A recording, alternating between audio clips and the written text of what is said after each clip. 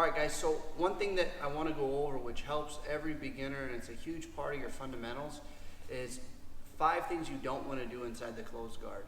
When you're inside the closed guard, the person has a lot of attacks, but you want to make it as hard as you can for that person to have any options. If I'm inside his legs and I'm reaching, or I'm putting my hands on the mat, or I'm leaning back, those are gimmies. He doesn't need a setup. He doesn't really need much to work with. You're giving the submission, or you're giving the sweep to that person. So if you follow these guidelines of 5 things that you shouldn't do while you're inside the closed guard, you're going to have a lot more success when it comes to passing. What happens is when somebody's frustrated, they're forcing techniques, they're pushing things that aren't there, that's when you're going to have openings. If I want an arm very bad and I'm not as experienced as somebody with more patience, I'm going to start throwing up sloppy technique. If that person's not reaching, if they're not giving me that arm bar and I'm forcing it, my technique is going to be very bad. They're going to have the opportunity and the opening to pass, and that's what you want to try to make happen. So let me go over some of those with you. So we're going to work here. Right here, I'm in Grant's closed guard. There's going to be a couple things that you just visually will know aren't right. You might be starting out in jiu-jitsu. This is something that you really need to take with you all the way until black belt. First one, I like to tell people, this is the first one because it's the most common. You have to keep your hands off the mat. So if somebody puts the hands on the mat, this is the one thing that you should really be worried about is because the submission, but there's a lot of options. This is a quick and easy submission. So if I go here and I just think I'm too strong, my hands are on the mat, he can go ahead and throw that Kimura on me, right? There wasn't much to that. That was probably a 2 to 3 step transition he did, and he got the submission. So I gave that to him. He didn't set it up. There wasn't much he had to do. I gave it to him. Another thing that happens, number 2, you'll see this all the time. Maybe they came to a couple jiu-jitsu classes and they may have learned a cross choke or a key lock, and they think, well, they don't really evaluate the position. My goal inside the closed guard is to pass. And what you'll see is, oh, you know what, I want to choke him. And he's reaching, or I'm reaching. And when somebody reaches, it's a gimme. Go ahead. Right? I'm giving him that arm bar. He didn't have to do much to set it up, just get his hips in the right positioning. And that's what you need to notice. That was a gift. And a lot of times I'll see you guys rolling, and the person's reaching, they're reaching. 20 seconds later, they're still reaching.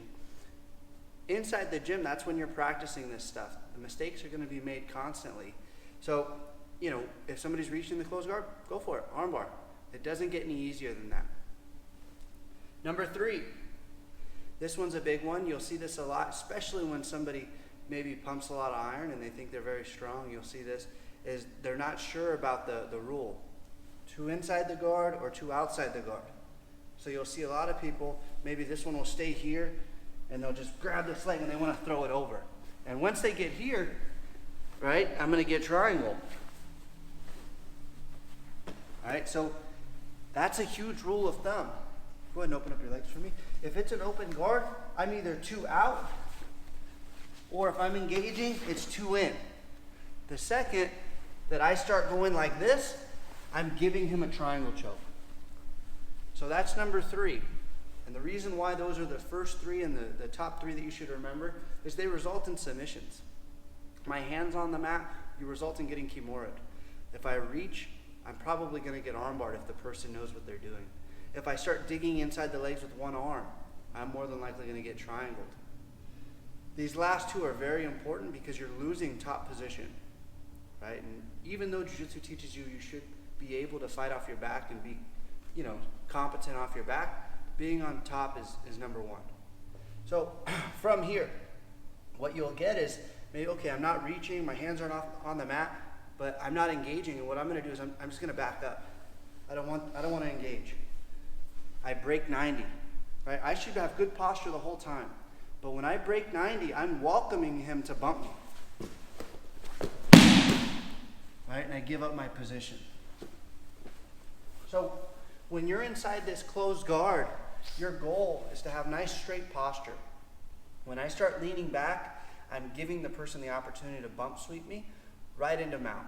right into one of the best positions he can be in. So it's very important to not break 90, to not lean back. And it goes the opposite as well. I find good posture. I don't just bury my head in his chest and hope it all goes away. A good guard player, Grant has a good closed guard. If I just hope it all goes away, I'm probably going to get swept or submitted.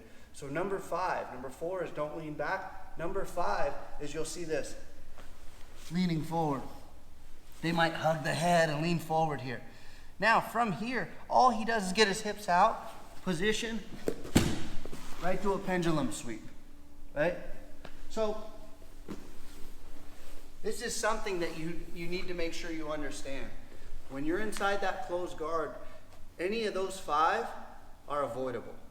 You're giving those submissions, you're giving those sweeps to your opponent or to your training partner, and without giving it to them, you make it harder, you make the transitions harder, you make the roll a little bit more intelligent, and that's what you want to look for. Thank you.